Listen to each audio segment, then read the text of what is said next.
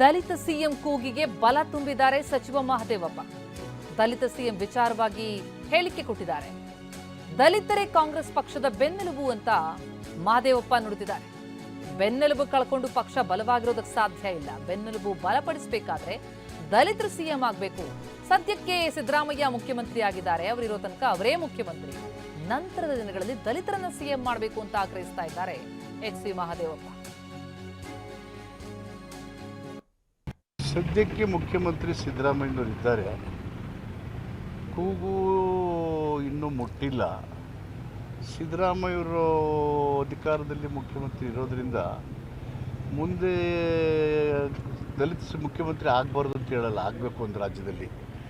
ಅದಕ್ಕೆ ಅವಕಾಶಗಳು ಸನ್ನಿವೇಶ ಬರಬೇಕು. ಕಾಂಗ್ರೆಸ್ ಹೈಕಮಾಂಡ್ನಿಂದ ಹಿಡಿದು ಸಿದ್ದರಾಮಯ್ಯರಿಂದ ಹಿಡಿದು ಎಲ್ಲರೂ ಸೇರಿ ಸೂಕ್ತವಾದಂಥ ದಲಿತ ನಾಯಕರನ್ನು ಒಂದಿನ ರಾಜ್ಯದ ಮುಖ್ಯಮಂತ್ರಿಯಾಗಿ ಕೂರಿಸಬೇಕು. ಅದು ಎಲ್ಲರ ಆಸೆ. ಮತ್ತು ದಲಿತರು ಗಣನೀಯ ಪ್ರಮಾಣದಲ್ಲಿ ಕರ್ನಾಟಕದಲ್ಲಿ ಸದಾ ಅವರು ಕಾಂಗ್ರೆಸ್ಸಿಗೆ ಬೆನ್ನೆಲುಬಾಗಿ ನಿಂತಿದ್ದಾರೆ. ದಲಿತರು ವೋಟ್ ಕೊಟ್ಟು ಅವ್ರ ನಾಯಕರು ಸುಮ್ಮನೆ ಇದ್ದು ಬೇರೆಯವರು ಮುಖ್ಯಮಂತ್ರಿ ಆಗಬೇಕು ಅನ್ನೋದು ಚರ್ಚೆಗಳು ನಡೆಯುವಾಗ ದಲಿತರು ಒಂದು ಸಾರಿ ಮುಖ್ಯಮಂತ್ರಿ ಆಗಬೇಕು. ಅದು ಹೈಕಮಾಂಡ್ನ ಒಂದು ಗಮನದಲ್ಲಿ ಇಟ್ಕೊಂಡಿದೆ.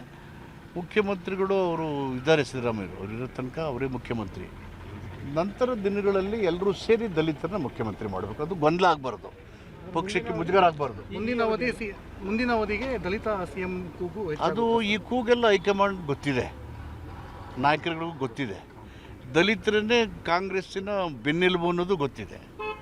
ಕಾಂಗ್ರೆಸ್ಸಿನ ಬೆನ್ನೆಲುಬು ಕಳ್ಕೊಂಡು ಪಕ್ಷ ಬಲವಾಗಿರೋಕ್ಕೆ ಸಾಧ್ಯ ಇಲ್ಲ.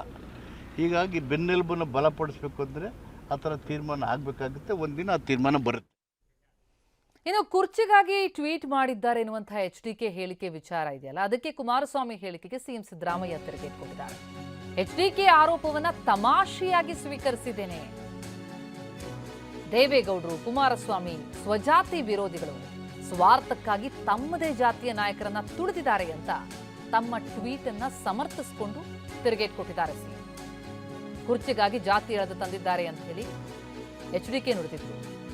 ಕುರಿಕಾಯೋನು ಸಿಎಂ ಆಗಿದ್ದಕ್ಕೆ ಕಣ್ಣಿಕೆಂಪು ಎನ್ನುವಂತಹ ಸಿಎಂ ಟ್ವೀಟ್ಗೆ ಎಚ್ಡಿಕೆ ಆಡಿದಂತಹ ಮಾತದು. ಅದಕ್ಕೆ ಪ್ರತಿಯಾಗಿ ಸಿದ್ದರಾಮಯ್ಯ ಟ್ವೀಟ್ ಮಾಡಿದ್ದಾರೆ. ಏನಿದೆ ಸಿದ್ದರಾಮಯ್ಯ ಅವರ ಟ್ವೀಟ್ನಲ್ಲಿ? ಇಲ್ಲಿ ನನ್ನ ಲೇಖನದ ಬಗ್ಗೆ ಜಾತ್ಯತೀತ ಜನತಾದಳದ ನಾಯಕರಾದ ಕೇಂದ್ರ ಸಚಿವ ಎಚ್.ಡಿ. ಕುಮಾರಸ್ವಾಮಿ ಅವರು ವ್ಯಕ್ತಪಡಿಸಿರುವ ಪ್ರಕ್ರಿಯೆ ಓದಿ ಆಶ್ಚರ್ಯವಾಗಿಲ್ಲ. ಸಿದ್ದರಾಮಯ್ಯನವರು ಕುರ್ಚಿಗಾಗಿ ಜಾತಿ ಎಳೆದು ತಂದಿದ್ದಾರೆ ಎಂಬ ಅವರ ಆರೋಪವನ್ನ ತಮಾಷೆಯಾಗಿ ಸ್ವೀಕರಿಸಿದ್ದೇನೆ. ಕುಮಾರಸ್ವಾಮಿ ಅವರು ಮತ್ತು ಅವರ ಪೂಜ್ಯ ತಂದೆಯವರಾದ ಎಚ್.ಡಿ. ದೇವೇಗೌಡರು ಖಂಡಿತ ಜಾತಿವಾದಿಗಳಲ್ಲ. ಅವರು ಸ್ವಜಾತಿ ವಿರೋಧಿಗಳು. ಅದಕ್ಕಿಂತಲೂ ಮುಖ್ಯವಾಗಿ ಕುಟುಂಬವಾದಿಗಳು. ಇವರಿಗೆ ತಮ್ಮ ಜಾತಿ ಒಂದು ವೋಟ್ ಬ್ಯಾಂಕ್ ಅಷ್ಟೇ. ತಂದೆ ಮತ್ತು ಮಕ್ಕಳು ತಮ್ಮ ಕುಟುಂಬದ ಸ್ವಾರ್ಥಕ್ಕಾಗಿ ರಾಜಕೀಯ ಕ್ಷೇತ್ರದಲ್ಲಿ ಉಳಿದವರನ್ನ ಬಿಟ್ಟು ಬಿಡಿ. ಸ್ವಜಾತಿ ನಾಯಕರು ಕೂಡ ಬೆಳೆಯದಂತೆ ಒಬ್ಬೊಬ್ಬರನ್ನೇ ಮುಗಿಸುತ್ತಾ ಬಂದವರು. ಹಿಂದೆ, ಇಂದು ಮತ್ತು ಮುಂದೆ ಜಾತ್ಯತೀತ ಜನತಾದಳದ ತುತ್ತತುದಿಯ ನಾಯಕರು ಗೌಡರ ಕುಟುಂಬದವರೇ ಆಗಿರುತ್ತಾರೆ ಎನ್ನುವುದು ಸತ್ಯ. ತಮ್ಮ ಸುದೀರ್ಘ ರಾಜಕೀಯ ಜೀವನದಲ್ಲಿ ಎಷ್ಟು ಮಂದಿ ಒಕ್ಕಲಿಗ ನಾಯಕರನ್ನ ಜೆಡಿಎಸ್ ಪಕ್ಷದಲ್ಲಿ ಬೆಳೆಸಿದ್ದಾರೆ ಎಂದು ವಿನಯಪೂರ್ವಕವಾಗಿ ಕೇಳ ಬಯಸುವೆ.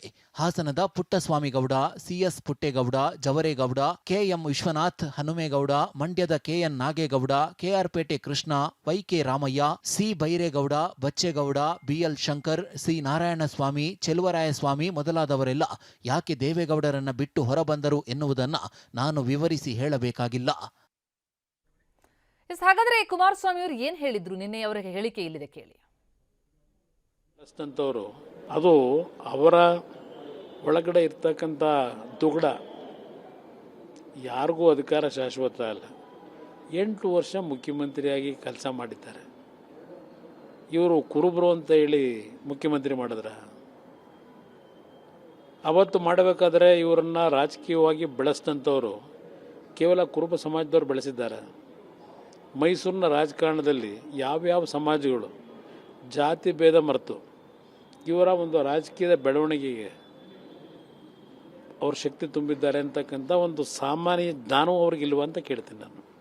ಇವತ್ತು ಏನೇನು ಹೇಳ್ಕೊಂಡಿದ್ದಾರೆ ಅದು ಅವರ ಕುರ್ಚಿಯ ಒಂದು ಕಳ್ಕೊಳ್ತಕ್ಕಂಥ ವಾತಾವರಣ ನಿರ್ಮಾಣ ಆಗ್ತಿದೆ ಅಂತಕ್ಕಂಥ ನಿಟ್ಟಿನಲ್ಲಿ ಈಗ ಸಮಾಜದ ಹೆಸರನ್ನ ಆ ಒಂದು ಕುರ್ಚಿ ಉಳಿಸ್ಕೊಳ್ಳಿಕ್ಕೆ ಅವರು ದುರುಪಯೋಗ ಮಾಡ್ತಾ ಇದ್ದಾರೆ ಅನ್ನೋದು ನನ್ನ ಅಭಿಪ್ರಾಯ. ಅಂದರೆ ಕುರ್ಚಿಯನ್ನು ಉಳಿಸ್ಕೊಳ್ಳಿಕ್ಕೋಸ್ಕರ ಈ ರೀತಿಯಾದ ಒಂದು ಟ್ವೀಟ್ ಮಾಡಿದ್ದಾರೆ ಅಂತೀರಾ ಹಾಗಾದರೆ? ಅದನ್ನು ಅವರ ಸುದೀರ್ಘವಾದಂಥ ಮನದಾಳದ ಮಾತುಗಳನ್ನು ಒಂದು ಪತ್ರಿಕೆಯಲ್ಲೂ ಗಮನಿಸ್ತೆ. ನಿನ್ನೆ ದಿನ ಒಂದು ಅರ್ಧ ಪೇಜ್ ಬರ್ಕೊಂಡಿದ್ದಾರೆ, ಅವ್ರದ್ದು ಫೋಟೋ ಇದೆ. ಅದರಲ್ಲಿರ್ತಕ್ಕಂಥ ಮಾಹಿತಿಗಳನ್ನು ನೋಡಿದ್ರೆ ಅವ್ರು ಎಷ್ಟರ ಮಟ್ಟಿಗೆ ಅವರು ಹೇಳಿರ್ತಕ್ಕಂಥ ಬಸವಣ್ಣನವರು, ನಾರಾಯಣ ಗುರುಗಳು, ಅಲ್ಲಿಂದ ಕನಕದಾಸರು ಹೆಸರುಗಳನ್ನು ಹೇಳಿದ್ದಾರೆ. ಆ ಒಂದು ವ್ಯಕ್ತಿಗಳ ಸಮಾಜಕ್ಕೆ ಕೊಟ್ಟಂಥ ಕೊಡುಗೆ, ಅವ್ರ ನಡವಳಿಕೆ ಏನಿದೆ, ಎಷ್ಟರ ಮಟ್ಟಿಗೆ ಇವರು ನಿಜಕ್ಕೂ ಜಾತಿ ಭೇದ ಮರೆತು ಸಮಾಜದಲ್ಲಿ ಒಂದು ಬದಲಾವಣೆ ತರಲಿಕ್ಕೆ ಪ್ರಯತ್ನ ಪಟ್ಟಿದ್ದಾರೆ ಅಂತಕ್ಕಂಥದ್ದನ್ನು ಬೂತ್ ಕನ್ನಡಿಯಾಗಿ ಹುಡುಕ್ಬೇಕು. ನಾನು ಯಾವುದಕ್ಕೂ ಹೆದರಲ್ಲ ಅಂತ ಹೇಳಿದ್ದಾರೆ, ಹೆದರಿ ಓಡೋಗೋನಲ್ಲ ಅಂತ ಹೇಳಿ. ಯಾರು ಹೆದರಕ್ಕಾಗಲ್ಲ, ಹೆದರ್ಕಂಡಲ್ಲಿ ಓಡೋಕಾಯ್ತದೆ. ಹೆದರ್ಕೊಂಡು ಹೋಗ್ತಾರಂತ ಯಾರು ಹೇಳಿದ್ರು? ಯಾರಾದರೂ ಹೆದರ್ಕೊಂಡು ರಣಹೇಡಿ ಥರ ಹೋಗ್ತಾನೆ ಅಂತ ಹೇಳಿದ್ರ? ಅವ್ರ ಬಾಯಲ್ಲಿ ಅದು ಯಾಕೆ ಬಂದಿದೆ? ಅಂದ್ರೆ ರಣಹೇಡಿ ಆಗ್ತಕ್ಕಂಥ ಸಿದ್ಧವಾಗಿದ್ದಾರೆ ಅನ್ನೋದು ಅದು